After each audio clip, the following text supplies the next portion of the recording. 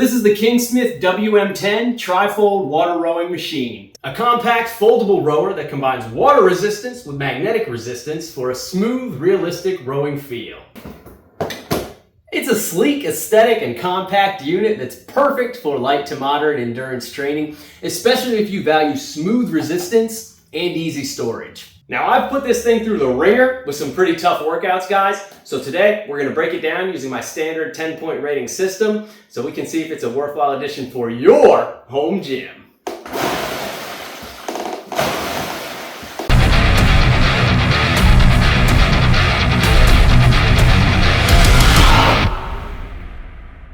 Let's start with the assembly, and this one's about as easy as it gets. The W10 ships fully assembled in a compact rectangle. All you have to do is unfold it at the two hinge points, fill the water tank, download the Kingsmith app, and you are good to go. The water reservoir is what gives this rower its realistic resistance. So you'll want to fill that up before your first session. And then once you've done that, the app setup takes just a few minutes. So all told, you can go from unboxing to first row in about 15 or 20 minutes with zero tools required.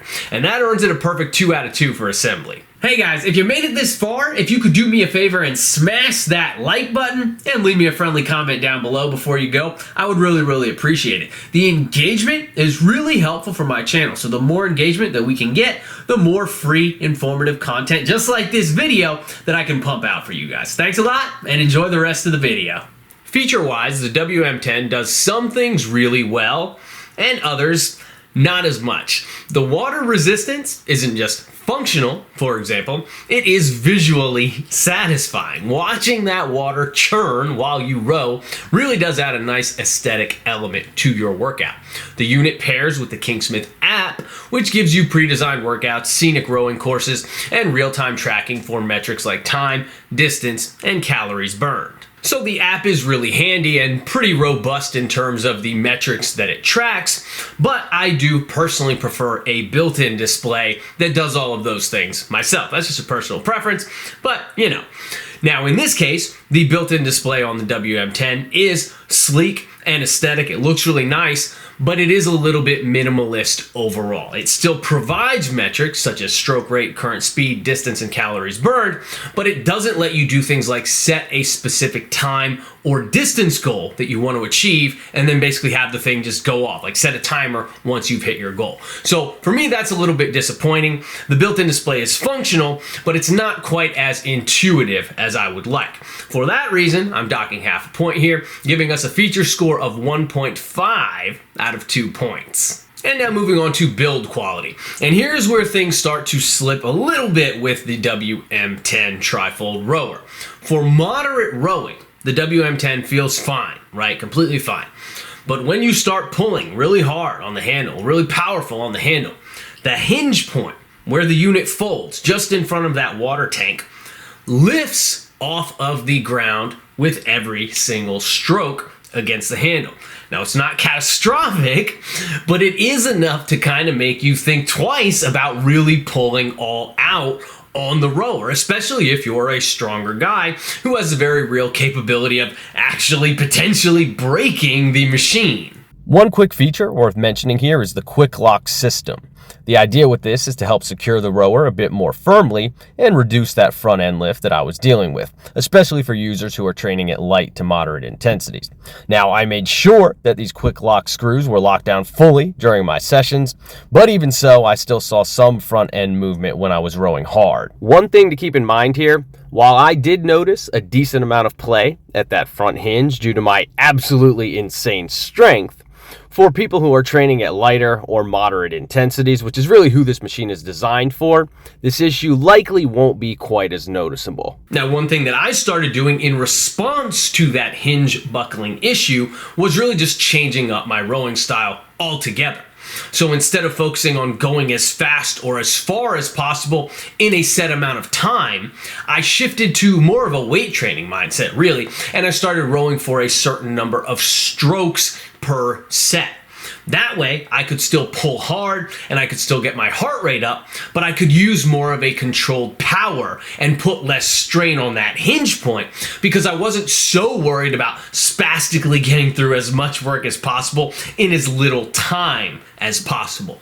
Now, in terms of an exercise like this, it's not the most ideal workaround, but this did ultimately force me to think outside of the box a little bit in terms of how I was performing my rowing. And I think that that did end up being a little bit of a blessing in disguise. Either way though, that lack of rock solid stability on the unit means that I don't feel fully confident doing max effort rows with it.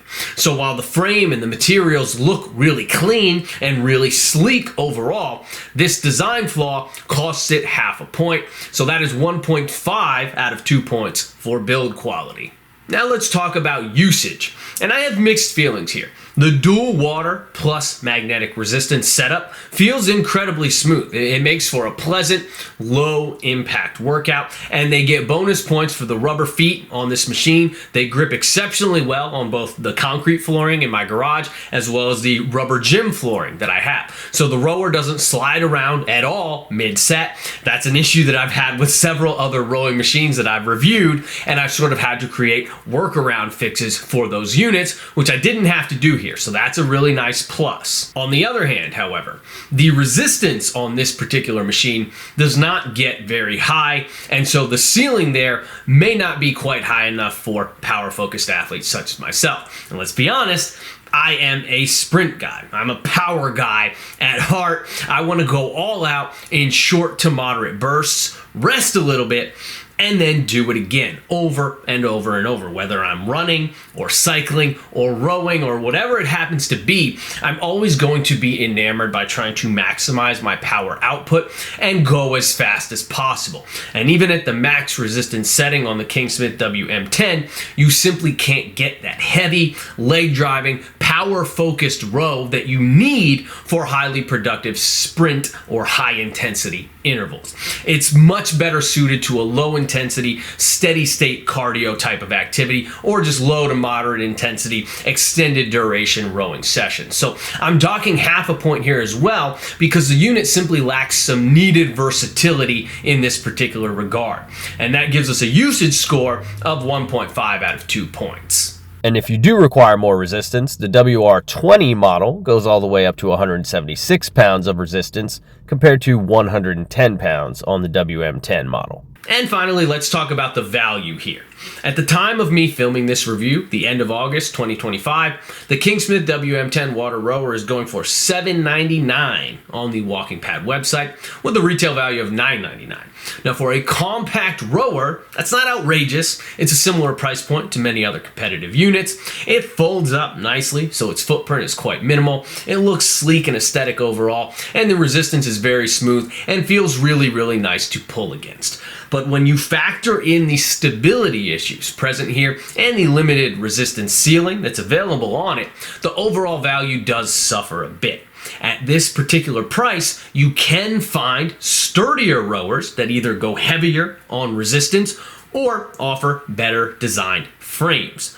The smooth feel is great on the WM10, but for me, the performance limitations make that $7.99 price tag something to weigh against other options in this particular range. So I'm going to give it 1.5 out of 2 points for value. And now that we've covered all 5 categories, let's tally up the final score. Assembly is 2 out of 2 points. Build quality is 1.5 out of 2 points. Features is 1.5 out of 2 points. Usage is 1.5 out of 2 points. And value is also 1.5 out of 2 points. That gives us a final score of 8 out of 10 points. Bottom line, the Kingsmith WM10 Trifold water rowing machine is a sleek, easy to set up rowing machine that delivers a smooth, enjoyable rowing experience for light to moderate workouts. But if you're looking for heavy resistance or absolute frame stability for all-out high-intensity rowing, this probably isn't going to be your best choice. On the other hand, For those who prioritize compact storage and a pleasant rowing feel over maximum high-intensity performance,